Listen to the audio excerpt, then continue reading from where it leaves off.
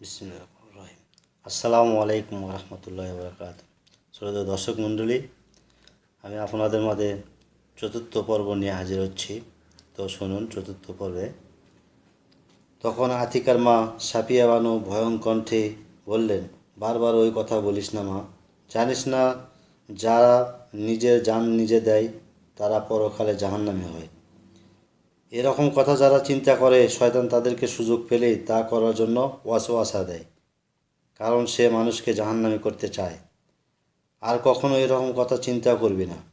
যা বলছি শোন, তুই নাদের আলীকে তোর সঙ্গে দেখা করতে আসতে নিষেধ করে দিবি, দিয়ে বলবি আব্বা জানতে পারলে তোমার আমার খুব বিপদ হবে। আম্মা আমাদের ব্যাপারটা জেনে গেছে, সে আব্বাকে রাজি করার চেষ্টা করবে। মায়ের কথা বিশ্বাস করে আতিকা নাদের আলীকে কথাটা জানালেও তাদের দেখা সাক্ষাৎ বন্ধ করেনি। মাছপাড়া কুলসুম তার বান্ধবী, সে তাদের দুজনের সম্পর্কের কথা জানত। কুলসুমের বাড়িতে যাওয়ার নাম করে আতিকা নাদির আলীর সঙ্গে দেখা করত। কুলসুমই তাদের দেখা করার সুযোগ করে দিত। বছর খানেক পর মধ্যে বইপাড়ার কুলসুমের বিয়ে হয়ে যাওয়াতেই তাদের দেখা সাক্ষাৎ করতে আরও সুযোগ ভালো হয়।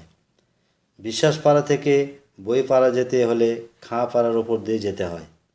তারপরের বছর বন্যা হয়ে আশেপাশে কয়েকটা ইউনিয়নের ঘরবাড়ি, গরু ছাগল সব কিছু ভেসে যায়। বহু মানুষ ও গবাদি মারা যায়। যারা বেঁচে ছিল তারা বহু দূরে সাঁতরে সাঁতরে আমবাগান, হাটিসকালার, নাইট্রোডা হাই স্কুল ও সরকারি শিবিরে আশ্রয় নেয়। যাদের পাকা বাড়ি ছিল তারা অনেকেই আশ্রয় দেয়। সেই সময় কুলসুমের বাচ্চা হয়েছিল, সেও বন্যায় ভেসে গিয়ে মারা যায়। আর নাদির আলীর মা বাবাও মারা যায়, শুধু নাদির আলী কোনো রকম বেঁচে গেছে। বন্যার পানি শুকিয়ে যাওয়ার পর বেঁচে যাওয়ার মানুষ যখন গ্রামে ফিরে আবার বাড়িঘর তৈরি করে খেতে ফসল ফলাতে শুরু করলো, তখন আতিকার লোকের দ্বারা খোঁজ নিয়ে জানতে পারল নাদির আলী বেঁচে আছে। বেঁচে থাকলেও তার বাবা মা মারা গেছে। সে একটা বেড়ার ঘর তুলে তার এক বিধবা ফুফুকে নিয়ে এক একদিন তার ফুফুকে নিয়ে থাকে। একদিন তার সঙ্গে দেখা করে বলল, এই 2-2.5 মাস তোমার চিন্তা খেতে পারিনি, রাতে এক ফোঁটা ঘুম আসেনি। আল্লাহ তোমাকে আমার জোড়া করেছে বলে হয়তো তোমাকে বাঁচিয়ে রাখিয়েছে। মা বাবাকে হারিয়ে নাদির আলী বোবার মতো হয়ে গিয়েছিল। কোনো কথা না বলে তার দিকে তাকিয়ে শুধু ফ্যাল ফ্যাল করে তাকিয়ে রইল, আর দু চোখ থেকে পানি ফেলতে লাগলো। তার অবস্থা দেখে আতিকার চোখ থেকেও পানি পড়তে লাগলো। এক সময় চোখ মুছে বলল, কেঁদে আর কি হবে, যা ভাগ্যে ছিল তাই হয়েছে।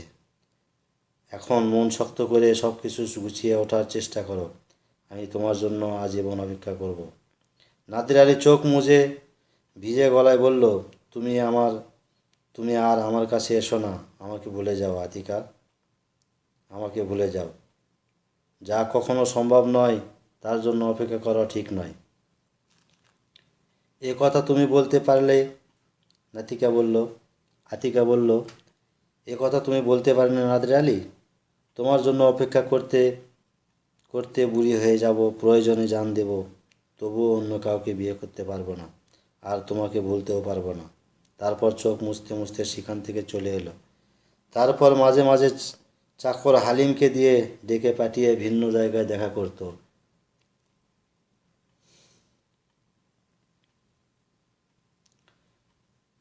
ইতিমধ্যেই হাবিব ডক্টরের প্রতি শ্রদ্ধা বেড়ে যাওয়ার পর তার মনে হলো তাকে সব কথা জানিয়ে সমাধান চাইবে। উনি হয়তো কিছু করতে পারবেন, কারণ আব্বাও তাকে খুব মান্য করে। এসব চিন্তা করে আতিকা একদিন বিকেল 4টের সময় স্বাস্থ্যকেন্দ্রে গেল। তাকে দেখে হাবিব ডক্টর অবাক হয়ে সালাম বিনিময় করে বলল, আপনি এসেছেন কেন? কাউকে দিয়ে খবর পাঠালেই তো আমি যেতাম। কার কী হয়েছে বলুন? আতিকা বলল, কারো কিছু হয়নি, নিজের প্রয়োজনে এসেছি। ঠিক আছে, ডক্টর বলল। ঠিক আছে, বসুন। বসার পর জিজ্ঞেস করলো, কেন এসেছেন বলুন। কীভাবে কথাটা বলবে আতিকা চিন্তা করতে লাগলো। আতিকাকে চুপ করা দেখে ডক্টর হাবিব বলল, মেয়েলি অসুখের কথা বলতে লজ্জা পাচ্ছেন?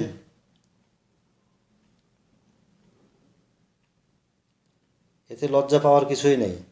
না বললে চিকিৎসা করব কি করে? আমি অনেক দিন থেকে একটা সমস্যায় ভুগছি। একথা আতিকা বলল। মা সমস্যার সমাধান জানার চেষ্টা করবে বলেছিল, কিন্তু প্রায় 2 বছর হয়ে গেল কিছুই করতে পারেনি। মনে হয় কোনো দিন পারবেও না। আমার বিশ্বাস ডক্টর আপনিই পারবেন।